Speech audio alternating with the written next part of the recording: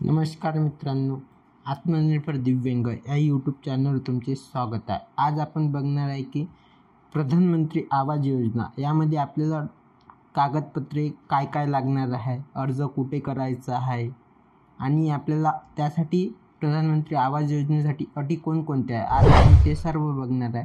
तुम्ही बघू शकता, प्रधानमंत्री आवास योजना ग्रामीण म्हणजे जे ग्रामीण भागात राहत असन अशासाठी ही योजना आहे. यासाठी आपल्याला अनुदान किती दिले जाते, लाभार्थ्याची निवड आणि प्रक्रिया कशी असते, अर्ज कुठं करायचा आहे, त्यामध्ये डॉक्युमेंट कोणकोणते लागणार आहे, हे आज आपण पूर्ण बघणार आहे. बघा,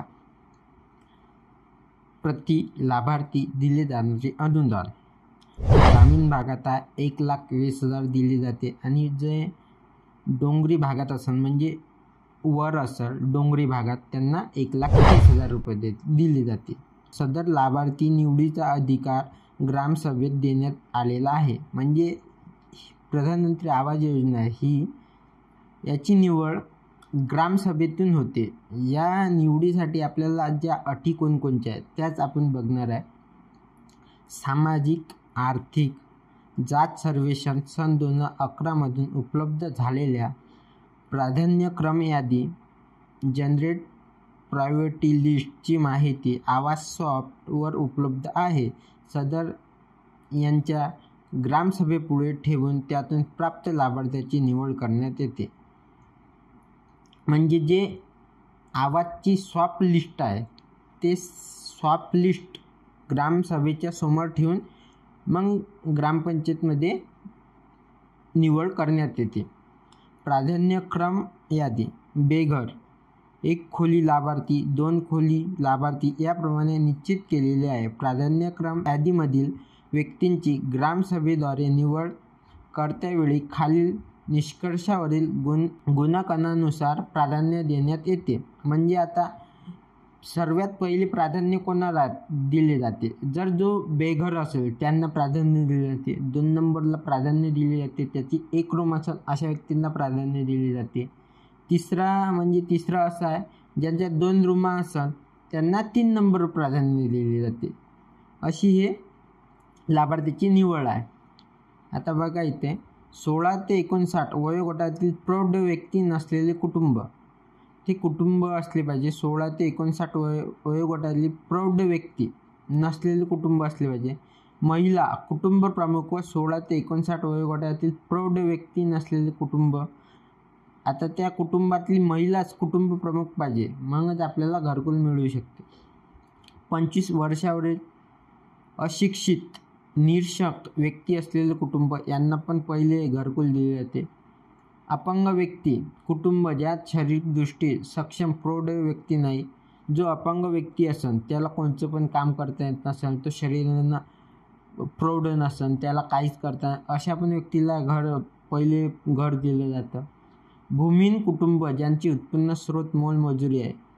ज्या व्यक्तीकडं भूमी नाही म्हणजे जमीन नाही अशा पण व्यक्तींना पहिलं निवड केली जाते. गुणांकनाचे आधारे ग्रामसभा यादी तयार करतील व अशा प्रकारे गुणांच्या उत्तराची मांडणी प्राधान्यक्रम यादी तयार करणे येईल.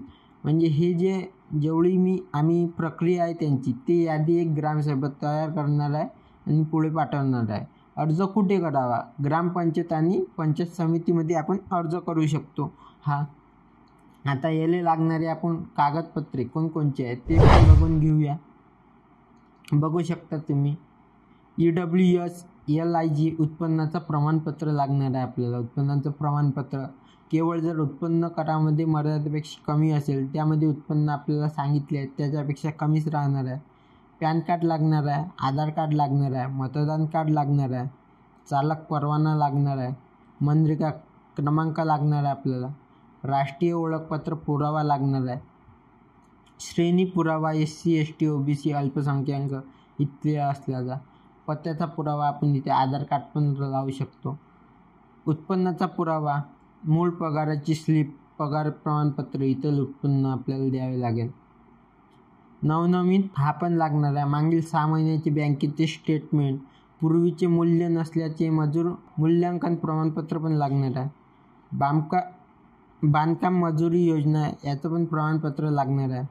बांधकामाची किंमत, दुरुस्तीची किंमत, सुधारणेची किंमत, विस्ताराची किंमत यांची पुष्टी करणारी वास्तुशारदा अभियंता प्रमाणपत्र लागणार आहे.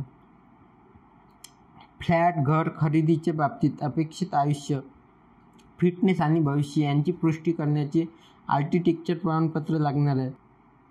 आपण एवढे डॉक्युमेंट, यामधले आपल्याला एवढे डॉक्युमेंट नाही लागणार आहे. जेवढे आपल्याला डॉक्युमेंट लागणार आहे ते वरचे डॉक्युमेंट आहे.